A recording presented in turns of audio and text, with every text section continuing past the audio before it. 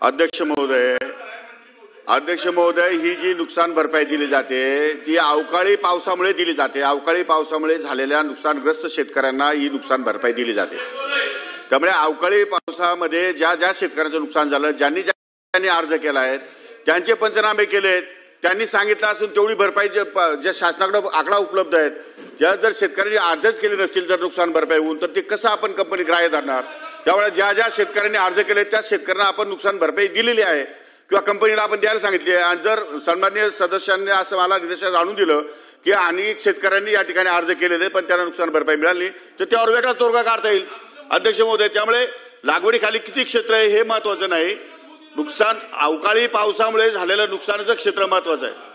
मदत देणार का?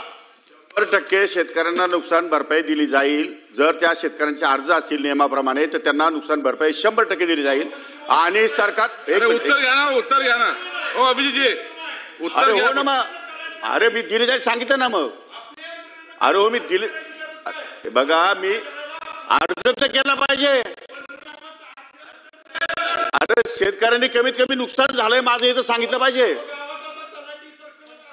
असं नाही करता, त्याला प्रोसेस आहे।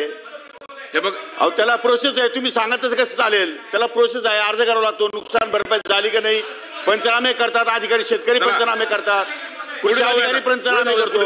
आता हे बघा मंत्री महोदयांनी सविस्तर उत्तर दिलेलं आहे आणि मंत्री महोदयांनी सांगितलेलं आहे की त्यांना उर्वरित शेतकऱ्यांना मदत मिळेल, त्यांनी अर्ज करावा, हे माननीय मंत्री महोदयांनी सांगितलेलं आहे।